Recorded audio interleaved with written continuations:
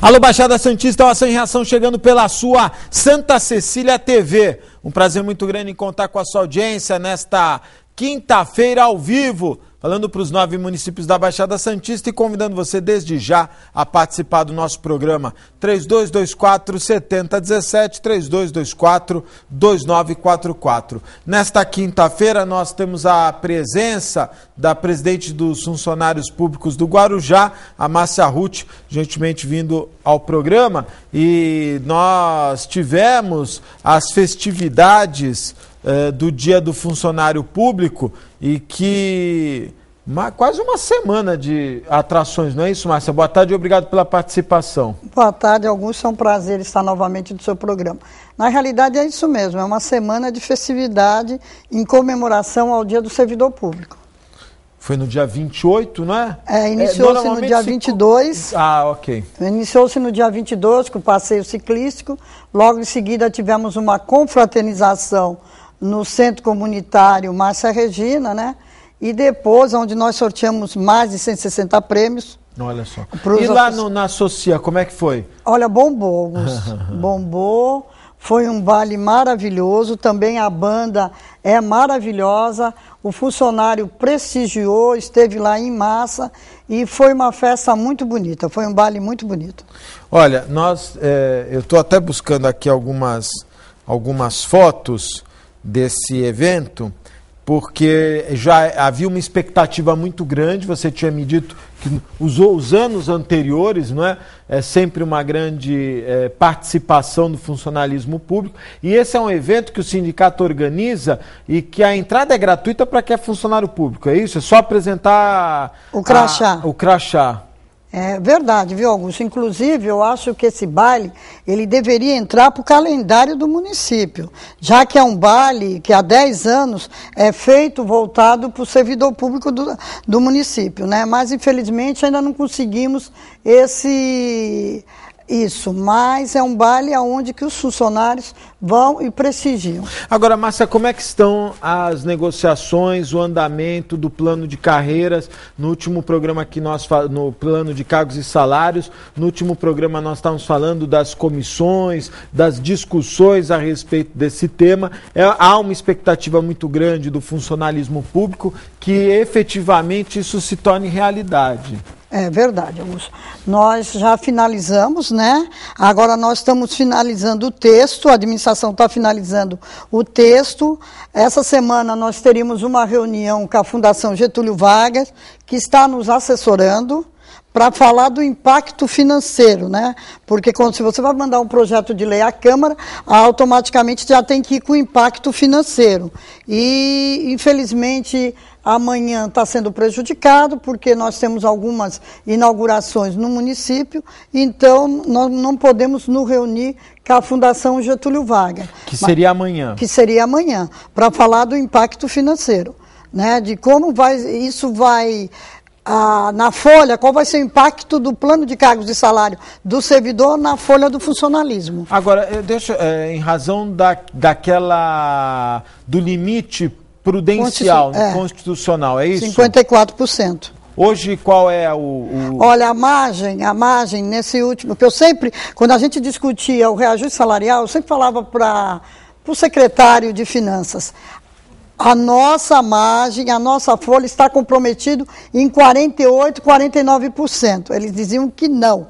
Mas, quando eles mandaram um projeto de lei à Câmara, eu realmente me certifiquei que o que eu estava falando estava correto. Nossa folha da Prefeitura do Guarujá está em 49%.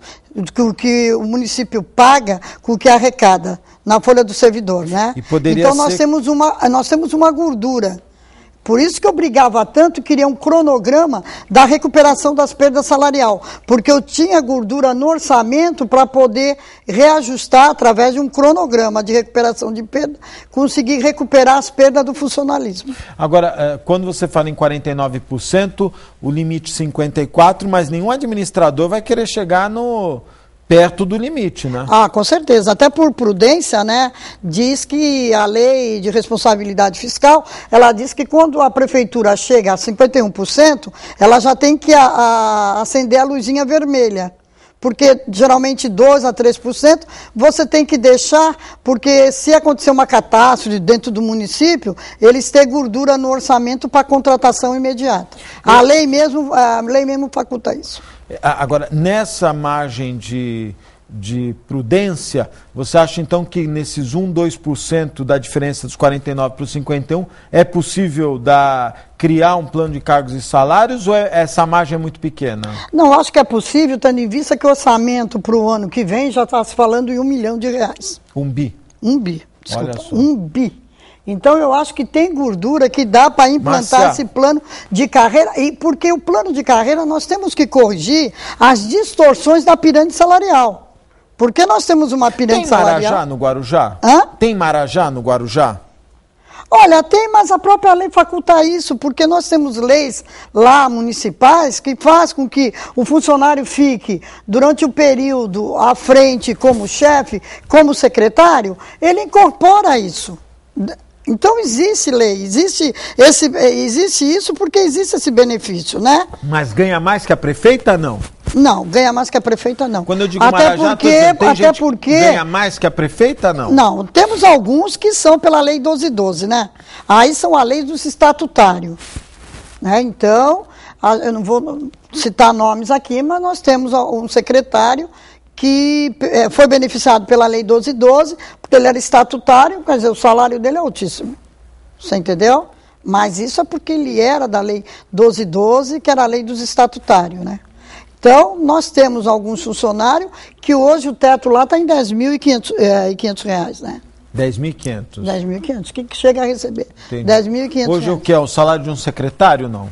O secretário ganha mais, não? Não, o secretário está nessa margem também, 8 mil, 9 mil. Agora, tirando o secretariado, diretorias, de uma maneira geral, o funcionário público do Guarujá precisa melhorar seu ganho salarial? Ah, sim, eu acho que o teto está alto e a base está baixa. Eu acho que a gente tem que valorizar o pessoal que são os operacionais, são as páginas, né? E nós temos um problema na pirâmide salarial que do meio também está estagnado o salário. Então, nós temos que melhorar isso. Então, o plano de cargos de salário só vem de encontro a melhorar tudo isso, a melhorar essa pirâmide salarial. Então, por isso que a gente tem que ver quanto isso vai dar de impacto financeiro para o orçamento de 2012. Essa é a grande dúvida, não é? Essa é a grande dúvida e a gente não pode se manifestar ainda porque a gente ainda não tem isso, não tem esses dados, porque quem vai nos dar esses dados é a própria Fundação Getúlio Vargas. Muito bom. Olha, eu tenho aqui algumas... Eu até quero aproveitar que você está aqui. A Tatiana Cazu, ela me mandou um e-mail. Olá, Augusto, me chamo Tatiana, sou município do Guarujá e ela está junto de um outro grupo considerável de mulheres que iam fazer a prova do concurso público. Fomos prejudicados com atraso e escassez do transporte público. Mesmo chegando antes dos portões fecharem, a organização que promoveu, aplicou a prova, não respeitou o nosso direito de fazer a prova. Mas, além disso, Augusto, muitas outras pessoas chegaram atrasadas pelos poucos ônibus que trafegaram no dia. Tinham 3 pessoas que pegaram carona para chegar a tempo. Ela diz que está chateada, não é? Gostaria que fosse dada uma atenção, e elas iriam fazer uma manifestação no PROCON, no centro do Guarujá. Aliás, fez uma manifestação no PROCON, no centro do Guarujá. Fizemos barulho, Augusto, pois estávamos conscientes do nosso direito. E ainda tentaram nos intimidar, chamando viaturas ao local. Ela está brava, porque diz que não houve, por parte da empresa Translitoral, que é a que faz o transporte público, não se ofereceu linhas suficientes. Já tinha escutado essa reclamação, Márcia? Não tinha. Já estou surpresa, porque ela, agora você... falando até no nome dela, eu não sabia desse fato, não. Muito bom. Olha, eu estou aqui com um e-mail, porque eu recebi da Prefeitura do Guarujá, a respeito da preparação da cidade para o verão 2012. E diz aqui no e-mail que vão ser gastos 20 milhões na preparação da cidade. São vários os itens aqui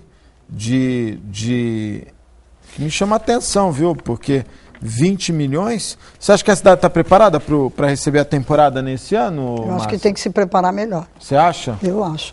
Em relação à segurança, em relação à área da saúde, eu acho que a gente tem que se preparar melhor. Até porque quando a gente fala numa população fixa de 300 mil habitantes, e quando isso é multiplicado por 4, né, você tem aí praticamente 1 bilhão e 200 mil pessoas no município, sem estrutura vai ser uma catástrofe. Mas só um minutinho, senão a gente não vai conseguir fazer o programa.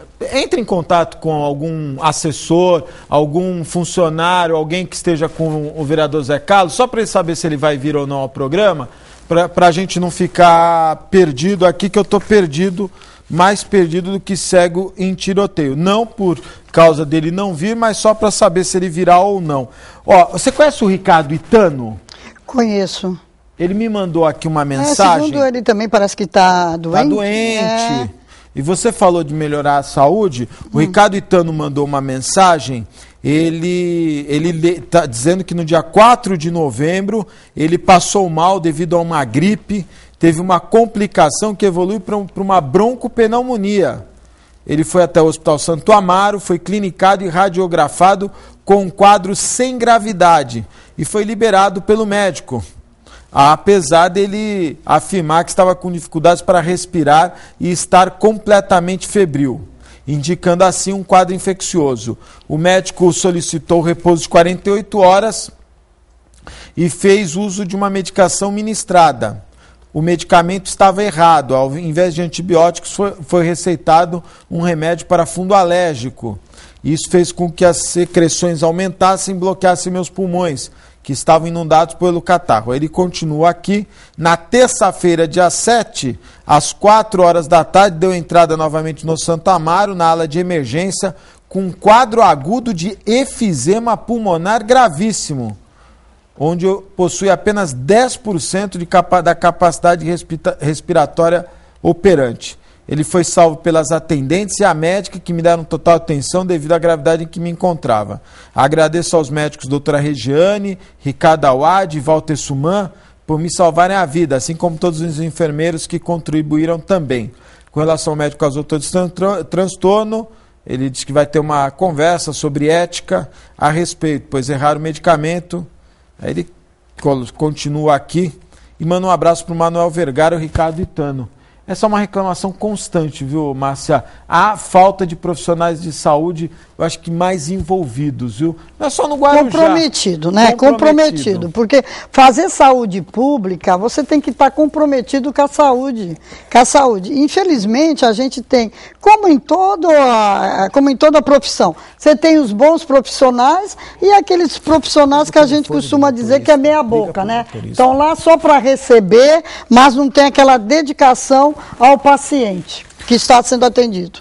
Olha, eu fico preocupado porque você tem um aumento considerável da população no Guarujá e é natural que quem passa mal procura um hospital. Com certeza. E hoje o único hospital que nós temos é o Santo Amaro. Verdade. Então fica aquela dúvida. A gente não pode criticar a instituição por um erro de um funcionário, mas também devemos cobrar da instituição uma atenção maior, uma humanização, um atendimento direto com esses profissionais, para saber como que pode acontecer de um médico errar uma medicação de forma tão grave. É verdade. E outra coisa também, para que existe o Conselho de Ética? É verdade. Por que existe a diretoria clínica?